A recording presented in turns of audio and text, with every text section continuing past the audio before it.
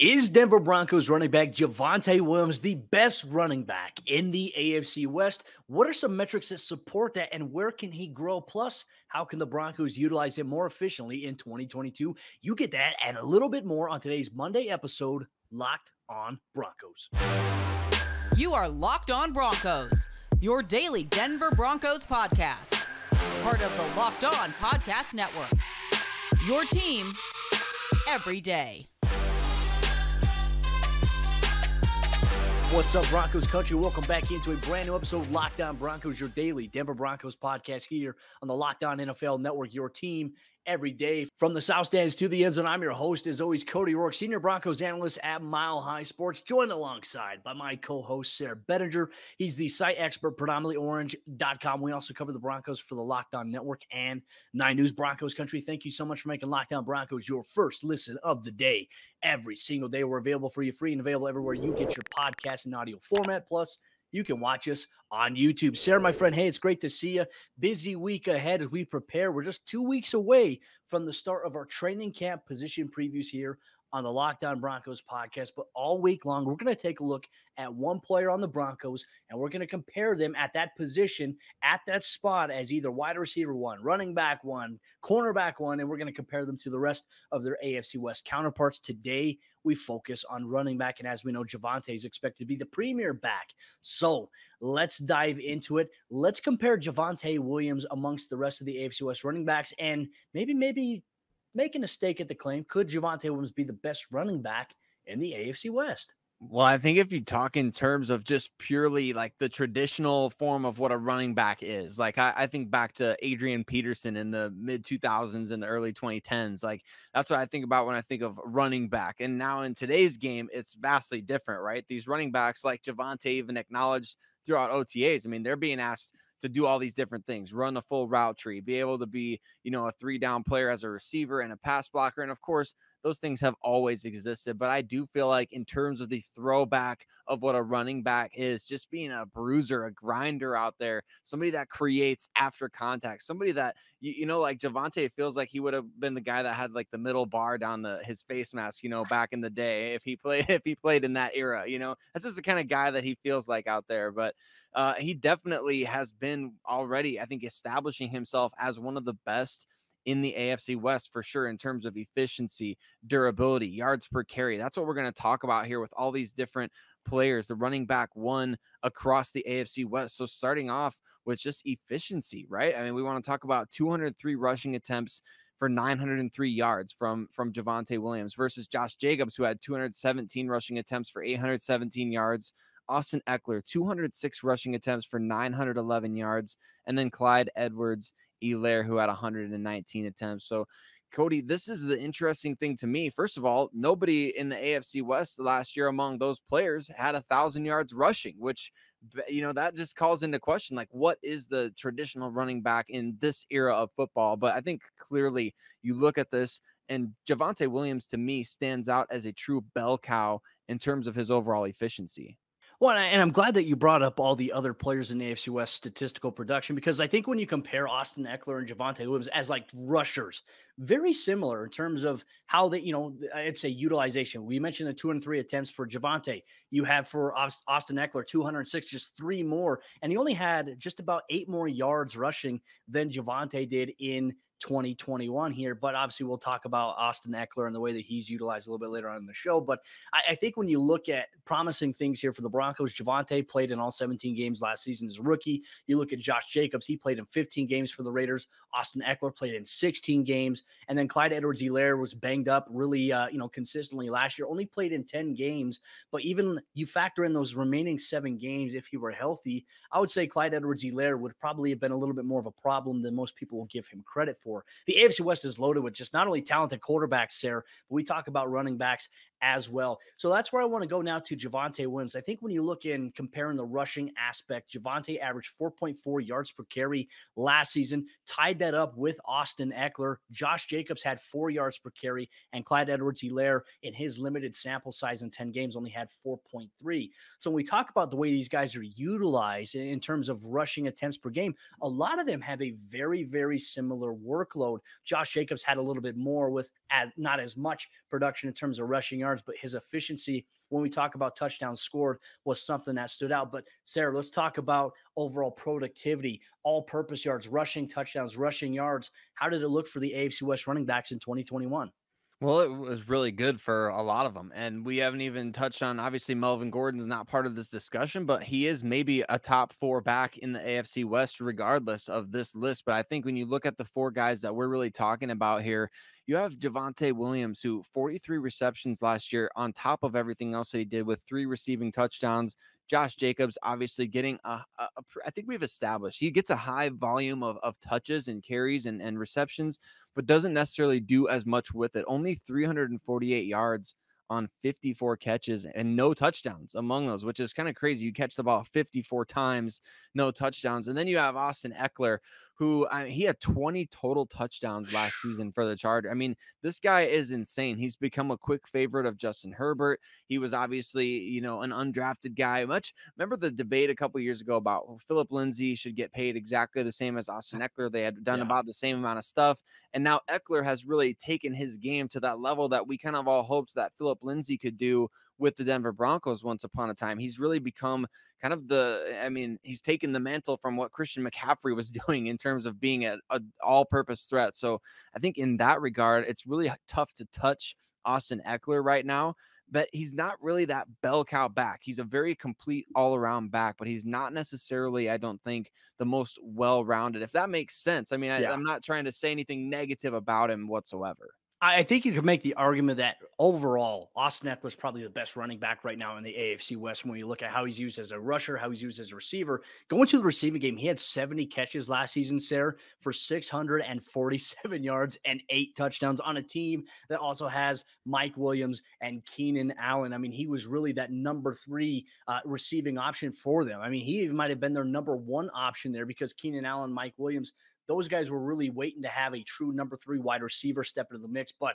Austin Ekeler had that workload. I mean, 8 receiving touchdowns from the running back position. How he's utilized. He had one of those 2 against the Denver Broncos on an angle route. I remember it specifically in that first matchup that they had where the Broncos won. He is a real legitimate problem. I'd say the only area where Javonte Williams has the advantage over Austin Ekeler in the receiving game based on last year was how the longest reception that they had. And it actually came against the Los Angeles Chargers where Javonte had a 42-yard reception. Austin Ekeler's longest was 40. But outside of that, Austin Ekeler is a very, very special player. I think that if you look at maybe how the Broncos can utilize maybe Javonte a little bit more, can Javonte Williams get to that point where Austin Ekeler is not only just as a rusher, but in the receiving game, because there's so much more room to grow in Broncos country. That is something that we're actually going to dive a little bit deeper into coming up here in just a moment. But before we do that, let me tell you about betonline.net, the sponsor of today's episode, Locked On Broncos. And betonline.net is your number 1 source for all your betting needs and sports information. You can find all the latest sports developments, league reviews, and news, including Major League Baseball, NFL futures, and more. And BetOnline is your continued source for all your sports wagering information, including live betting, esports, and scores. And betonline.net remains the best spot for all your sports scores and news this upcoming season. And betonline.net is the fastest and easiest way to check in on all your favorite sports and events, including MMA, boxing, and golf. Head to the website today or use your mobile device to learn more about the trends and the action. BetOnline, where the game starts. As we dive into the second half action on today's episode, Locked On Broncos. Once again, Broncos country, thank you so much for taking time out of your day to listen or to watch Sayre Bedinger and I break down all things Denver Broncos every single day, all year long, because for the true fan, there is never an off season. We're continuing taking a look at individual players on this Broncos team and comparing them at that position to their AFC West counterparts. Now, we talked about where Javonte Williams maybe has a little bit of an advantage. We talked about the comparisons that we've seen so far between all these backs. But I think, Sayre, one thing I've realized in doing this offseason study, the Broncos, in my opinion, as much as Javonte Williams was the fun, flashy player to watch, they really didn't utilize him, I think, to the full extent where he could be, which could be a very scary thing for opposing defenses this upcoming season. If the Broncos and Nathaniel Hackett and Justin Outen decide to say, hey, you know what, Javonte Williams, we believe he can do more, and we're going to put that on him, I tell you what, it could be scary for the rest of the NFL. Well, and I think that it should be, right? Because based on last season, what's the common theme that we talked about all year last year, and then even after Pat Shurmur has been dismissed from the offensive coordinator position, is really just the utilization of personnel in the red zone. You really didn't have a great usage of that. We talked about it even with Noah Fant. We talked about how he needed to get more red zone touches. We talked about it with the wide receivers. The wide receiver, Tim Patrick and Cortland Sutton, simply were not efficient last year in the red zone. Not to mention Jerry Jeudy, 0 touchdowns. I mean, you could go up and down the list on this Broncos roster of players that weren't properly utilized in the red zone. I think Javonte Williams is obviously on that list. So with Nathaniel Hackett, Justin Outen, that new offensive staff coming in, I think you're going to see an uptick in red zone production. The obvious answer is Russell Wilson under center now. Everything's going to be better with him. But at the same time, just utilizing personnel properly. And you've got Javonte Williams out there who can do so much more, in my opinion. And we talk about the fact that Melvin Gordon got more red zone touches last year. And then you look across the span of the rest of the AFC West, Cody. I mean, there's just such a good balance for a lot of these guys. You see it with Austin Ekeler. You see kind of the golden standard of how a running back should be used right now in the modern NFL, especially one with his skill set. So I don't see why Javonte Williams can't do that kind of thing. To me, that's where I see his game evolving to, is really becoming that complete every down back. He may not be a smaller guy like Austin Ekeler, but certainly he can go out there and do the same type of things and be equally effective, if not more so, especially when used in that gold zone. Well, I mean, going back to Ekeler again, once again, 20 all-purpose touchdowns is ridiculous. And obviously, I think fantasy football managers are over the roof, whether they get Austin Ekeler, whether they get Javonte Williams. But I think Javonte can become that. I think there's a realistic scenario based on how the Broncos use Javonte. I think he could have similar type of production in the receiving game as Austin Ekeler did. And look, it doesn't have to be crazy. It's not like we're running Javonte Williams on angle routes. That's not really his strength. But I do feel like his strength will be catching a ball in the flat, getting upfield, breaking tackles, as we've seen him do, and then getting into the red zone or getting into the end zone afterwards. That, to me, I think is where they can maximize that. You look at Josh Jacobs, not really much of a dynamic in the passing attack for the Raiders last season. He had 9 rushing touchdowns and 0 receiving touchdowns. Clyde Edwards-Helaire had 4 rushing touchdowns and 2 receiving touchdowns in that limited sample size through 10 games of action here. It is safe to say, as you mentioned, the gold standard is Austin Ekeler. I think Javonte has the opportunity to get there. Melvin Gordon last year had 8 rushing touchdowns, 2 receiving touchdowns. He's got the opportunity as well. I mean, Denver has a dynamic 1-2 punch. And I think realistically speaking here, Sayre, we might be able to make the argument that the Broncos have the best rushing duo, not only just in the AFC West, but potentially in the NFL between Javonte and Melvin Gordon. Something to keep an eye on. But, an area where I feel like Javonte was not utilized as much, maybe where he's at a disadvantage so far in the comparison to some of these other backs inside the AFC West, his volume usage. While Javonte and Ekeler had similar rushing averages, yards per carry, Ekeler had more volume in the passing game. So was it more predicated based on the Chargers scheme as to why they wanted to get the running back involved more? Was it more so based on Austin Ekeler's skill set as a player? We know how ridiculously strong the dude is. I mean, he can do one-handed pull-ups. He is a freak of nature. But then outside of that, we know Javonte's also strong as well. So where is the strength? And I also do want to mention, too, when we look at a guy like Javonte Williams, he caught 81% of his passes attempted to him last season. I know it's a smaller sample size. I believe it was a total of 7 receptions, if I'm not mistaken, 7 or 8. And then he only had 1 where it wasn't caught. So pretty efficient usage there. Just need to see more. And the fact that Javonte was able to put up the numbers that he did in Pat Shurmur's offense there last year and make it look as good of a season as it was, I tell you what, it has me even more excited for this upcoming season. Understandably so. I think for all of us, we're all excited to see what he can do in this new offense with much better usage, like you're talking about. Really, it just boiled down to a lot of last year just wondering, hey, remember there were games where we wondered, why is Javonte Williams only touching the ball X number of times? And that those kind of questions, they just can't happen in 2022. They simply cannot. And you look at his usage last year. Remember the offense last season, a lot of times during games, fans calling out for, why do the Broncos never run running back screenplays? They just never really did. That was one thing that I think that you limit your ability to maybe extend drive certain times when you can't can't negate a blitz with that type of a play, or maybe pick up a third down that you otherwise shouldn't by having a really well executed running back screen. The Broncos just didn't do that kind of stuff last season. I don't know the official statistic on that. I don't even know if anybody keeps official statistics on how many screen plays get run to the running back position by NFL offenses, but the Broncos were probably among the lowest if I had to guess, or if that, so I think that's one of the areas where the Broncos can get much better this season, is really feeding Javonte Williams. You traded up at the top of that second round in the 2021 NFL draft to go and get this guy. So of course you want to see him have a high volume of touches. We've seen like Nick Chubb with the Cleveland Browns. He has Kareem Hunt right behind him on the depth chart, but that hasn't prevented Nick Chubb from becoming one of the NFL's more dominant bell cow, quote unquote, running backs. You have ways to do that in this type of NFL atmosphere, especially as heavily utilized as backs are nowadays as receivers. So I think the volume increase for Javonte Williams, like you said, with fantasy football managers, that's going to make them happy. I think the Broncos are going to score a lot more points, and I just think it's going to make everything better. Keep the ball in the Broncos' hands offensively. You give the ball to Javonte Williams. He's an offense creator. Let him go out there and do what he does best.